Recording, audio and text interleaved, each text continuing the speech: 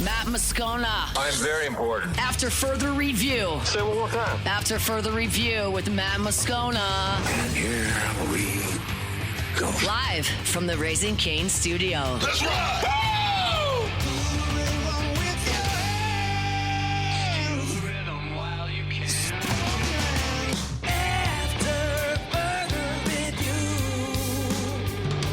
Off and running, hour number 2 after further review here on a Monday, presented by Relief Windows. Muso in for Moscona.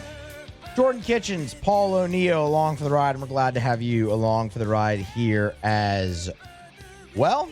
Scone's back on Monday, a week from today, so I'll take you home the rest of the week. We are here today on Tuesday, off for New Year's Eve, New Year's Day, and then we are back Friday for Transfer Portal Day and what should be a giant, jam-packed show. And that's actually where we want to start hour number 2 right now. So, as it stands, Monday, December the 29th, LSU has 15 players in the transfer portal. A lot of them aren't really surprising, but 15 players in the transfer portal, and there will be more. Of those 15, 6 of them are offensive linemen. And that's really what I want to focus in on in this segment. Now, last week, we were sitting here talking, and we saw Carius Kern go into the portal, and then we saw Cohen Eccles the very next day go into the portal as well. And we broke each of those down, talked about it, and said the turnover is far from done at that position. And here we are now, not even a week removed from that, and 6 LSU offensive linemen have entered their name in the transfer portal. Is your worst unit in 2025? There's obviously going to be change there, and there needs to be change there. And there's change at every level. There's change at the coaching level with Brad Davis out and Eric Walford coming in on Lane Kiffin's staff, and there's going to be change in the personnel, and both of those are warranted. Let's be clear. Let's get that right out of the way right now. Both of those are warranted. But how do you approach this now? Because you look at this, and the 6, by the way, are Tyree Adams, Carius Kern, Cohen Eccles, Paul Mubenga, DJ Chester, and Ori Williams. Those are the 6 that are in the portal. Just those 6 account for 51 starts. 51 starts you stand to lose in the portal. Now, there's 2 ways to look at this. One of them is, well, you just said they were their worst unit. What does it matter?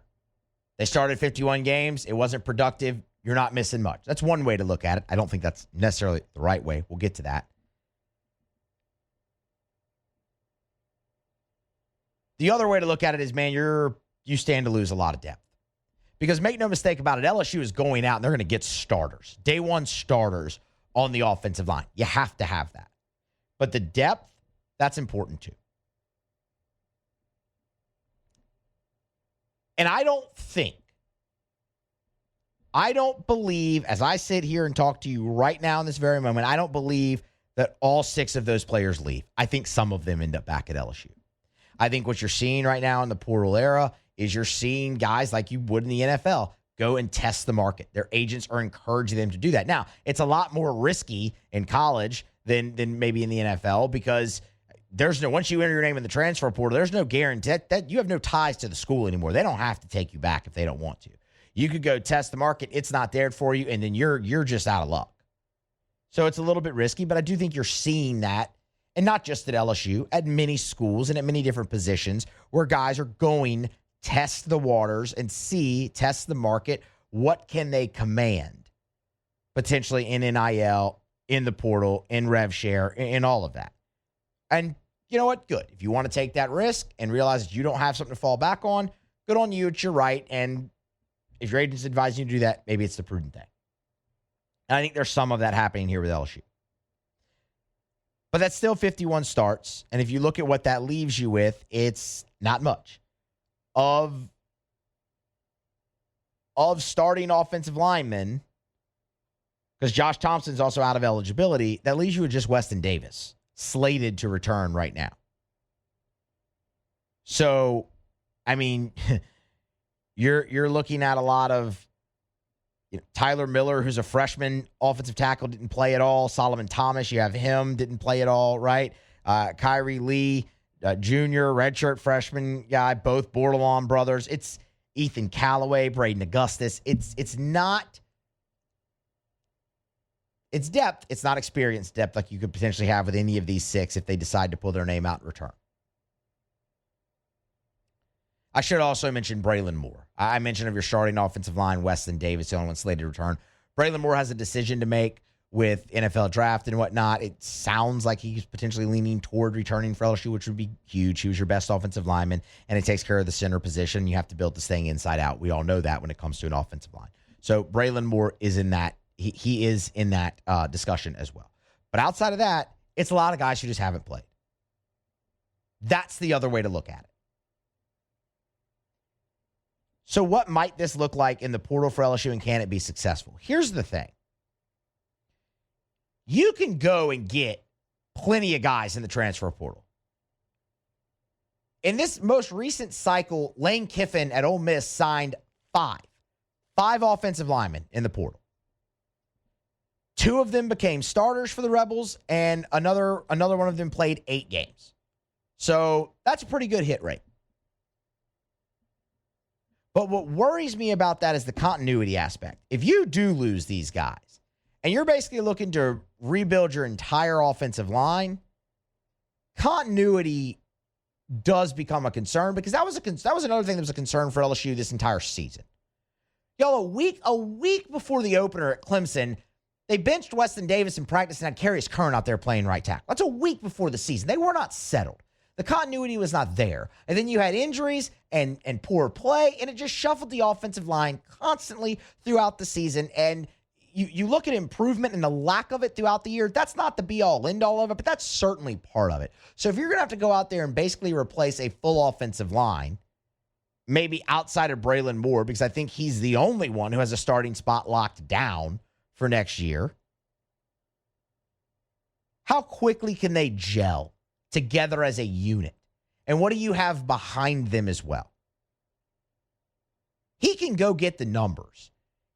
He can fish out the talent, and they can develop it. Kiffin and Glasscock and Eric Wolford, they can do that.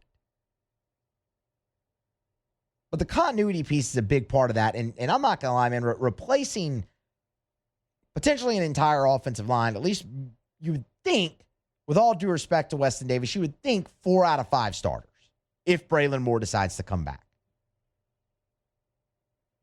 So that is something to look for. And the other are who could potentially come back out of this group that has entered the transfer portal. And man, Carius Kern's obviously going to be a big name in that regard, and we'll see what happens there. There's a little bit of talk, just preliminary about could he potentially pull his name out and return to LSU. And if he did, I think that'd be huge for LSU. He's got tremendous upside. And I think, honestly, in the games that he played, there were a few stinkers in there from a pass block perspective, namely Texas A&M and Arkansas. But outside of that, he was physical in the run game. You had to deal with some growing pains and things of the nature that you would with a true freshman. But the upside is incredibly high. And really, he only had just one flat-out stinker of a game, and that was Texas A&M overall. Other than that, he was solid throughout for you. And he did all of that playing out of position. He is a guard. Like, he's an interior lineman. Is he athletic enough to play tackle? Sure, he is, but he's a guard. You're going to need guards. Could you potentially sell Carius Kern on, come on back, work with Eric Walford, sit down, here's his track record, here's his plan to develop you, we can put you at your more natural position of the interior offensive line, and we're going to follow through on the promises that you were given, or that you were made, I should say, when you signed with LSU out of high school. Maybe. I think that'd be a welcome addition back to LSU if that is the case. And the other one that I would really, really give you is Tyree Adams. It was an up and down year for Tyree Adams. That's for sure. He was pretty darn good the first 4 games of the year. Was arguably one of your better offensive linemen the first 4 games of the season. Fell on some hard times, really starting at Ole Miss and then South Carolina, Vanderbilt. He had the injury against Vanderbilt, and you didn't see him for an entire month, and he came back against Oklahoma, and he was pretty darn good in his return to Oklahoma. He did not allow a sack on the season until the Texas Bowl. There were some pressures in there, and he wasn't infallible really at his first year starting and having to replace the 4th overall draft pick and Will Campbell. But Tyree Adams, for the most part, was pretty good. And left tackle is a pretty important position. And you know what? I'm not saying if he does end up coming back to LSU, or if that's something that LSU wants to explore, that he's your he's your day one starting left tackle. Maybe he's not. Maybe you go in the portal, you get a tackle, and you're able to put Tyree Adams at right tackle. But that's a guy that the past staff was extremely high on. He was your 6th offensive lineman a year ago in 2024, and then in 2025 steps in for Will Campbell. And again, he had the slump in the middle of the season, and then the injury came. But those first 4 weeks in his return against Oklahoma, he was pretty darn good. Those are two that I think LSU would absolutely welcome back with open arms. And the other thing I would tell you is, and I don't know if DJ Chester would want to return, but that's another guy who's played out of position his entire career at LSU. Center and tackle. He's a guard. You talk to anybody, they will tell you DJ Chester is a guard. Full stop. So that's all decisions that all these guys have to weigh. The two that I would like, and this is just my wish list to return from LSU out of those 6 that I would really, really endorse, would be Adams and Kern. We'll see what happens there. I do think some of those 6 come back, because if not, you're looking at big numbers in the portal just to build depth at that position, as well as get starters, because you need guards and you need a tackle. You definitely need those 3 positions, and you might end up with 2 tackles, depending on how everything shakes out. Because the depth that you have currently left after these 6 entrants into the portal, it's just not experienced enough. And who knows? Maybe a guy like Solomon Thomas, he's healthy this time, and he slides in there and is the 5-star everyone thought he would be coming out of high school, and he can play tackle for you right away. There's a lot to shake out. But one thing's for sure, they're going to have to go get numbers, and we'll see if they can get any of these guys back in the portal. It is, outside of quarterback, needing to go get a quarterback, that is LSU's chief task. Lane Kiffin and LSU's chief task in building up this team for 2026 is revamping that offensive line, getting the talent, developing it, and having them play together as a unit pretty quickly. Because without that, you don't have a shot at competing for a college football playoff appearance in 2026. I think that was proven this past year. We will see how they go about it. But 15 LSU Tigers in the portal, 6 of them offensive line. Turnover's not done at that position. That we know for sure. All right, we're going to grab a break. We'll come back on the other side. We'll continue this conversation. Lane Kiffin, he was on the ESPN broadcast of the Texas Bowl in the second quarter. He talked about his recruiting plan, both portal and high school. We'll let you hear what he had to say and offer some thoughts next here on AFR. AFR. We're brought to you by Goodwood Men's Sexual Wellness. Visit yourgoodwood.com, yourgoodwood.com. Yes, hormone replacement therapy. Yes, NAD+. Yes, BPC 157. Yes, ED treatment. The bottom line is, gentlemen, I don't care how old you are. It's about how old you feel, and do you want to feel like you did when you were younger? Do you want to live a more vital life? Do you want to live a more energetic life, where you wake up in the morning, your feet hit the floor, and you're rip-roaring ready to go, where you're motivated to get in the gym, where you have a great libido, where you have great mindset, energy, mental clarity, memory, all that sort of stuff? It's possible. It's affordable. Goodwood Men's Sexual Wellness can help you do it. Hormone replacement therapy could be a giant part of that for you. NAD Plus can literally help your cellular optimization to make you younger at a cellular level. BPC 157, tremendous helping in recovery. Learn more. yourgoodwood.com. After further review, presented by Relief Windows. Windows, doors, siding, and oh, we do shutters too.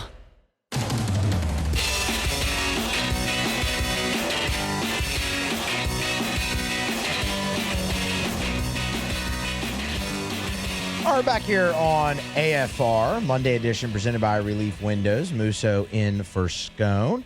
Hope everybody had a very Merry Christmas, Happy Holiday season as we continue to lead you up to the new year, to 2026. And it'll be a big one. It'll be a big one for LSU football. In the last segment, we talked about the current players in the portal and really focusing on the offensive line as a whole, because there's 6 Tigers, 6 offensive linemen currently in the portal. What that might mean for next year, who could potentially pull their name out, and how Lane Kiffin builds it, things of that nature. What I want to do here is much more of a broader discussion on Lane Kiffin's plan to build a roster. Because what's the one thing you've heard about Lane Kiffin? Portal King, right? Portal King. That's who he is. He's going to go out there and build the roster in the portal. But the conflicting part of that you've also heard, and part of this is from Lane Kiffin himself, is about the state of Louisiana and wanting the recruiting base, the high school recruiting base in the state of Louisiana. Don't take Lane Kiffin's word for it. We'll let you hear him in a moment, but make no mistake about it. I think everybody understands and knows this. Nick Saban advised Lane Kiffin to take this LSU job and called it the best job in football. And anytime Nick Saban was asked about Lane Kiffin taking this job, what did Saban say? He always talked about the fertile recruiting ground in the state of Louisiana and the players it produces to the NFL per capita, and you have that and then the portal and things of that nature. Which path does Lane Kiffin take? Lane Kiffin was on the broadcast of the Texas Bowl Saturday night in the second quarter in the booth with Tom Hart and Cole Kubick. And Cole Kubick asked him about the recruiting ground in Louisiana for high school, the transfer portal, and how you strike that balance now that you have that opportunity, which maybe you didn't have at Ole Miss. This is what Lane Kiffin said. I think you have an individual plan for wherever you're at. And LSU being LSU in the state of Louisiana, down there with Malik Neighbors, just 15 minutes ago. You got so many great in-state players in Louisiana. Like Saban said, more per capita than any other state when it comes to NFL players. So to keep those guys home is a huge priority to build through high school and to add to the portal, different than what we had to do in the state of Mississippi. It's the end of that. Keep the players home, add through the portal, different than what we had to do in the state of Mississippi. But will it be? I think there's multiple ways to look at this. Stick with me.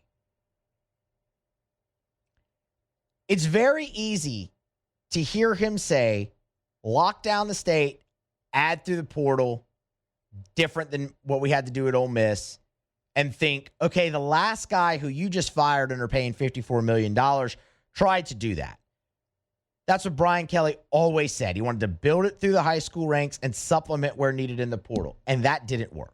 That is a little different than what Lane Kiffin just said, because Brian Kelly, it took him a very long time to realize, hey, all the talent you need in high school is right here in your own backyard.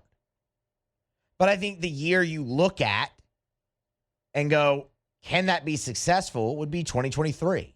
LSU's class of 2023. You signed 29 high school players, 9 players out of the transfer portal. 66% of that class was in-state. It didn't work. Didn't work.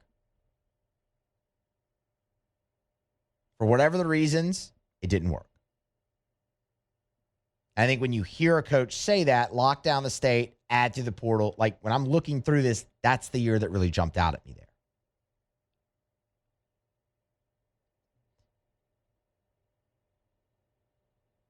But this is different with Lane. The question I have is, what does locking down the state mean? Because I 100% believe him when he says that, hey, that is absolutely part of the reason and a big part of the reason Lane Kiffin took this job. So I believe him. And Lane Kiffin, throughout his time at Ole Miss, even when NIL took off, routinely signed 20-plus guys out of the high school class. The caveat there is, in the last 3 seasons, in all of them, the last 3 cycles, they have signed more transfers than they have high school signings, even with signing 22, 23 guys out of high school. He overhauls the roster because people leave, because high school players leave after 1 year. Because guys who you get in the portal who don't necessarily play, they're more of deputies. They leave if there's not a clearer path to the team. So he overhauls entirely. Is that what locking down the state means? That you're going to go sign 20-some-odd players, and a lot of them are going to be from Louisiana in high school, and then you're going to just add 25, 30 in the portal as well? Maybe. It was successful for him at Ole Miss. You talk about the last 3 years, him doing that, that's when they hit their height. They're 3 straight 10-win seasons. Now the best season in school history where they added 32 players out of the portal but signed 23 in the class of 2025 high school. Maybe that is what it looks like. Or does it look like what you just did this year, where you only signed 14 high school players, but you signed 4 out of the top 5 players in the state of Louisiana? You got Lamar Brown. You got Richard Anderson. You got Bryson Martinez. Is that what it looks like? Maybe. Because to me, signing 4 out of the top 5 players in the state, that's a pretty good lockdown of the state. And now you'll go and you'll see a massive disparity in what was portal adds to the high school class, because it kind of has to be. I think what you will see is what you saw from him the last 3 years at Ole Miss. Maybe it won't be 20, 23 guys out of high school, but it wouldn't surprise me if it was 16, 17 to 19. Maybe you get a 20 in there, with a lot of it being in state. If you're getting 10 guys from the state of Louisiana, maybe in that, call it 18 players, 19 players you signed in the high school class, that's locking down the state pretty good. And then you can go add 25, 30 if you need to out of the transfer portal, and you have a much better mix than you did at Ole Miss, because the talent level in Louisiana is better. I'm not going to tell you it's far and away better, but it is better. Every statistic bears that out. The high school talent in Louisiana is better than the high school talent in Mississippi. Plus, you're the only Power 4 school in town. We don't need to rehash it. We all know that, right? But that's where I look at this and I go, okay, it's different, and he can do that. It's just looking at it a different way, where the number might not be as great, but if you're getting 4 out of the top 5 and then you go portal it, that's a pretty balanced out class with a lot of talent, and that's a difference than what he had at his previous stop. You look at this with Brian Kelly, there was just 1 year where Brian Kelly signed more transfers than high school players. And it was 2022, out of necessity, because they had to.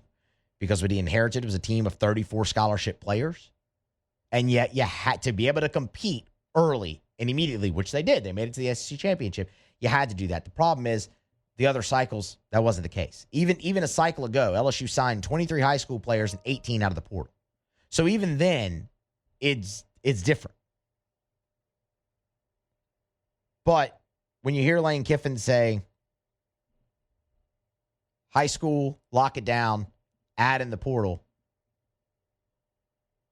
I don't think he means it to an extent of we're building through high school first and adding through the portal. Lane Kiffin's going to overhaul this roster plenty. It's how he's had his success.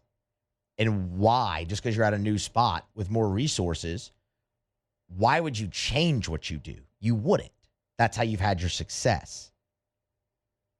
You just use the resources and the tools to better your process and hopefully have even more success, which is what he's hoping to do. So while that was an interesting soundbite, and I'm sure it caught a lot of people's ear, definitely caught mine, because, well, hey, man, that's what the last guy just tried to do, and he just got fired. There's different ways to do it, and I think it all depends on your definition of locking down the state. Because, again, 4 out of the top 5, it's locking down the state pretty darn good for the class of 2026. And that's what LSU did. And hopefully you develop those guys, and Lamar Brown becomes a multiple-time All-American at LSU and is a great Tiger. Same for Richard Anderson. Same for Bryson Martinez. Same for Jabari Mack. Like, same for all those guys. That's the hope. And we'll look back at that and go, man, what a great class in Louisiana, even though it was only a 14-member signing class from high school. You get the top, and then go get starters for the rest of it out of the portal. And it'll be much more balanced here, or it should be, than it was at Ole Miss. It'll be fascinating to watch. And again, I'll say this. I don't think this current cycle is really a fair representation of it. Watch the class of 2027 and what they do there, how they build it that way, because Lane Kiffin has to go overhaul this roster right now if he wants to compete, I should say, in 2026. There's just going to be a giant disparity. This is not his first full go at it. 2027 will be. And that'll really, really be your telltale sign, I should say, of how this might go with him in his time at LSU. One thing's for sure, expectations couldn't be higher, and success year one is a must. We'll see how they get it done. Long way to go. Portal officially opens Friday, January the 2nd. All right, we're going to grab a break. We'll come back on the other side, flip the conversation back to the New Orleans Saints. One player who's in long-term contract talks, and those have been kind of a point of controversy at points throughout the season, just so happens to be having a career year. We'll talk about that next on AFR. AFR. Let's Rev, R-E-V, letsrev.com, letsrev.com. You ever just get super frustrated at super slow internet? Oh, we've all been there, man.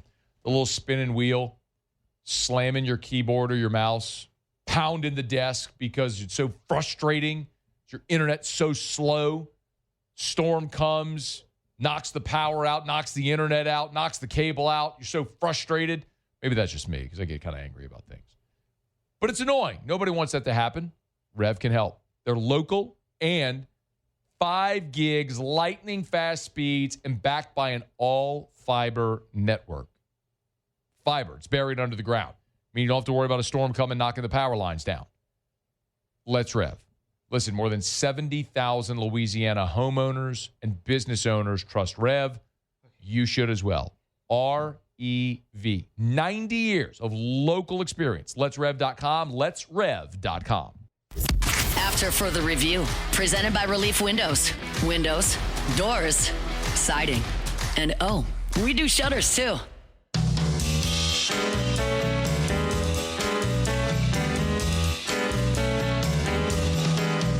We're brought to you by Supper Club. You can book your reservation, supperclubbtr.com, supperclubbtr.com. One of the things about Supper Club that I love is if you want to go to Supper Club and be a baller, you can do it. You want to go to Supper Club and order a $5,000 bottle of Chateau Lafite Rothschild, you can do it. You want to go have $400 shots of cognac, you can do it. You can have experiences at Supper Club that usually are reserved for Las Vegas and New York and Paris and Abu Dhabi. Like, that's here in Baton Rouge. But the thing you got to remember as well, if you want to go to Supper Club and have the best steak of your life and have a few appetizers, a dessert, bottle of wine, you can do it as affordably as any other restaurant in town. But the experience at Supper Club is unmatched. Introduced open seating at the bar, first come, first serve. So if you knock off of work, you want to head by Supper Club, you can walk in without a reservation, see if you can grab a bar stool or a table by the bar as well. Have a great dinner, maybe cocktail, close some business. Book your reservation, supperclubbtr.com, supperclubbtr.com. There's a lot of players for the New Orleans Saints who are elevating their game during this current 4-game winning streak. Tyler Shuck is chief among those. He is on his way to what should be an Offensive Rookie of the Year winning campaign. He has been awesome and has, in many ways, willed this team to victory. You've seen other rookies like Jonas Sanker really play well on the defensive side of the ball. Young player like Chase Young, who's really elevated his game. There's plenty of them. And maybe outside of Tyler Shuck, no one more than Chris Olave. And Chris Olave has been at the center of some controversy in terms of his future in New Orleans. Not for him, not really for the Saints front office. Those two sides have both been pretty darn consistent that they want to stay together and they want to get a long-term deal done. How you pay Chris Olave has been bandied about in different circles. And for good reason. When the Saints spent a first-round pick on Chris Olave in the 2022 draft, he turned in a really solid rookie season. He finished 4th in Offensive Rookie of the Year voting. He went over 1,000 yards. He had the 4 touchdowns. You wanted to see the jump in year 2, and it really didn't come. He played in 16 games with 11 starts. His numbers increased in each category, but it wasn't to the level that they had one more touchdown. He had like 90 some odd more yards. Fell short of 90 receptions. And that's when you started to wonder, okay, wait, is he that guy? And then in year 3, he was limited to just 8 games and 8 starts because of all the concussions, to the point that got so serious where he saw multiple experts in the field. And a week ago, when meeting with the media, admitted that at 24 years old, he was seriously contemplating retirement from the league. And you fast forward to this year. And you look at what Chris Olave has done. He's played in all 16 games so far for the Saints. With 16 starts, he has remained healthy. No concussions, which is awesome for him personally and obviously for this team. Because that's a really scary situation to go through, where they're just repeated, and you're seeing, again, multiple experts in the field and retirement, y'all, at 24. When you have such a bright future, that's... And all he's done in that is turn in a career best year. With all the question marks surrounding him after that 2024 season, the Saints, they didn't waver.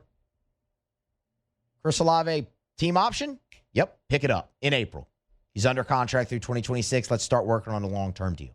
We want him here. Chris Olave has stated that he has a desire to be in New Orleans forever. He wants to play for the Saints forever. So they're going to work out a deal, and they're going to pay him like a number 1. And they should, because he's earned that this season. I think it's pretty cut and dry. He's earned it. You also have to do it, because if you don't, somebody else will. But Chris Olave, 100 receptions, that's a career high. 1,163 yards, that's a career high. 9 touchdowns, that's a career high. With one more touchdown, Chris Olave scores a touchdown against the Atlanta Falcons on Sunday. He is the first player in Saints history with 100 receptions, 1,000 yards receiving, and 10 receiving touchdowns.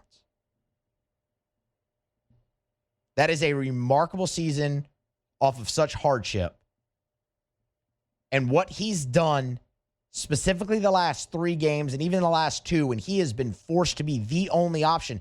I understand there's something to be desired, left to be desired, and maybe some of the contested catch for Chris Olave, maybe some of the route running a little bit there that you look at and you go, man, maybe that's not a number 1. You know what is a number 1 receiver, though? When you're the only guy out there with a pulse, no disrespect to Dante Pettis and Kevin Austin, but you're the first-round pick. You're looked on to be a number 1.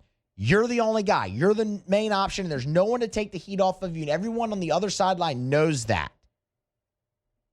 And all you do is turn in 148 yards receiving, 2 touchdowns, 119 yards receiving and a touchdown, and 18 receptions combined in those 2 games. That's a number 1. When all eyes are on you and you still go out there and produce, and a hat tip to Kellen Moore for finding ways to get him open, but for Chris Olave to come through and execute in those spots, that sounds like a number 1 wide receiver to me. He has been awesome down the stretch of this year for the Saints. He has turned in 3 100-yard games and could have had 5, maybe should have had 5. He fell 2 yards short at 98 yards receiving against both the Patriots and the Bears. Otherwise, you're looking potentially already at 1,300 yards this year for Chris Olave. And it's all coming off the hardship that he faced really his second and third year in the league, after bursting onto the scene with a solid rookie campaign where there was no question. Take yourself back to going into the 2023 season. There was no question that Chris Olave was the future of this receiving core for the New Orleans Saints. He's having that breakout year that we've all waited for, that we've all expected. Did it come later than anyone thought? Yeah, but you know what? That's okay. He's still 25 years old. He's still a young player.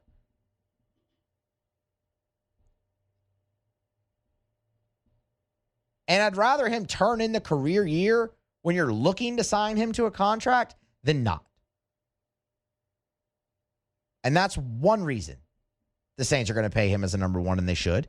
The other is, look at the chemistry, look at the rapport he has with Tyler Shuck. Are you really going to screw that up? No.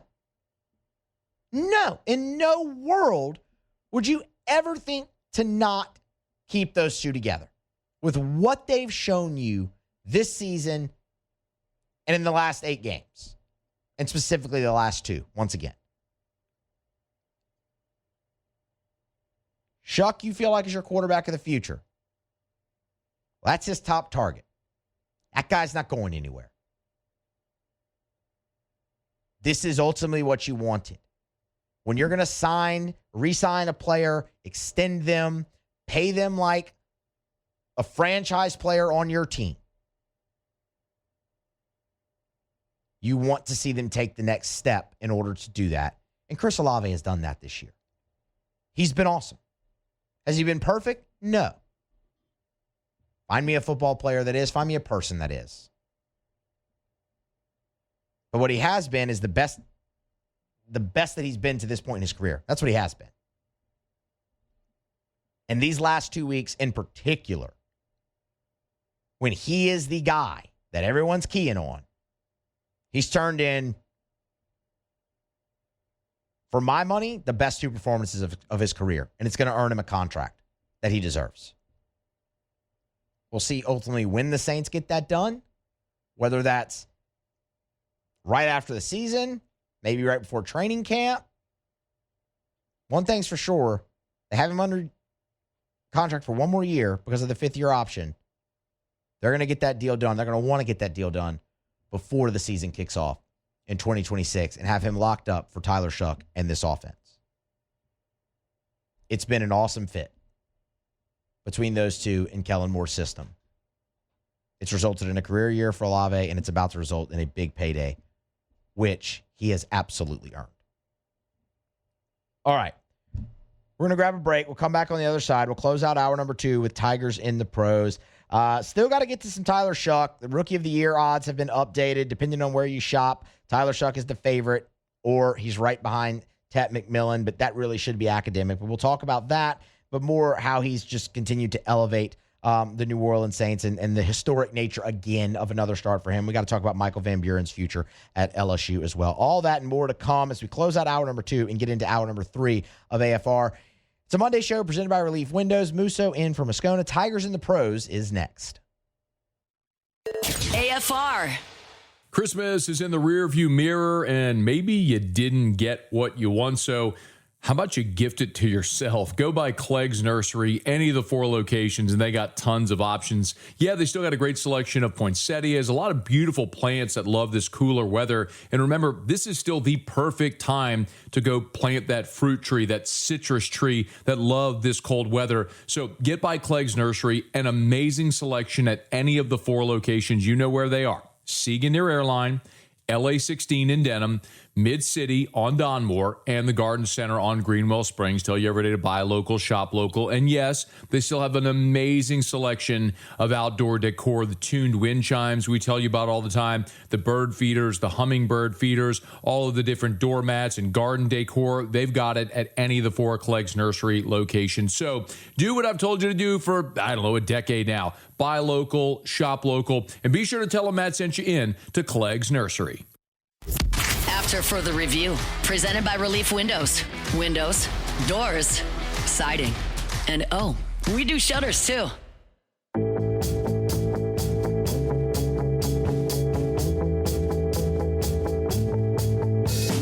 It is my pleasure this week to welcome our new partner on to After Further Review, Our Lady of the Lake. Of course, great partnership as well as the official championship health partner of LSU. When you think who takes care of the LSU athletes, well, it's Our Lady of the Lake and the physicians there. Game-changing care, keeps athletes at their best, builds stronger, healthier Louisiana for all of us at every level. I've told you about my experience throughout my life living in Baton Rouge at Our Lady of the Lake, from volunteering at the Ronald McDonald Playroom to helping raise funds through so many different fundraising efforts for the standalone Children's Hospital to taking my son to see specialists there at Our Lady of the Lake Children's Hospital, to my own personal health. My GP is Dr. Kurt Chastain with Our Lady of the Lake Men's Health. It's good enough for the LSU athletes. It's good enough for me and you, of course. It's Our Lady of the Lake. You can learn more at ololrmc.com/LSU.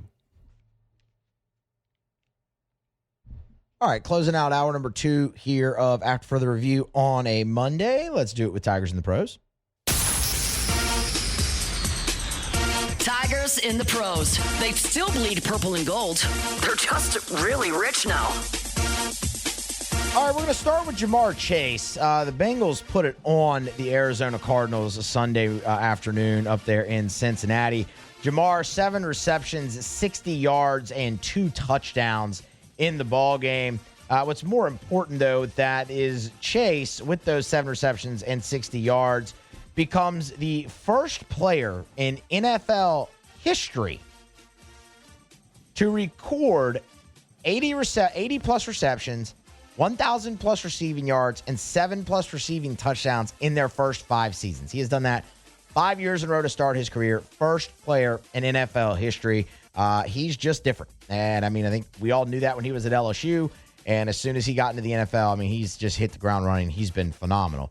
Joe Burrow for the Bengals was also awesome. 24 of 31, 305 yards in the game, 2 touchdowns, no interceptions. Joey B also carried the ball twice for 2 yards in the game as well. But Jamar Chase, really the story there. Congratulations to him on another awesome NFL record. Danielle Hunter picked up another sack for the Houston Texans. That is his 14th sack of the season, which is good enough for 3rd in the NFL. He's just been awesome. 4 total stops in the game as well. He also had another hit on the quarterback. Another solid day there. And Grant Delpit as well turned in a really good effort for Cleveland in their upset win over Pittsburgh on Sunday. Delpit, 8 total stops in the ball game. Did have a sack as well in the game. That sack just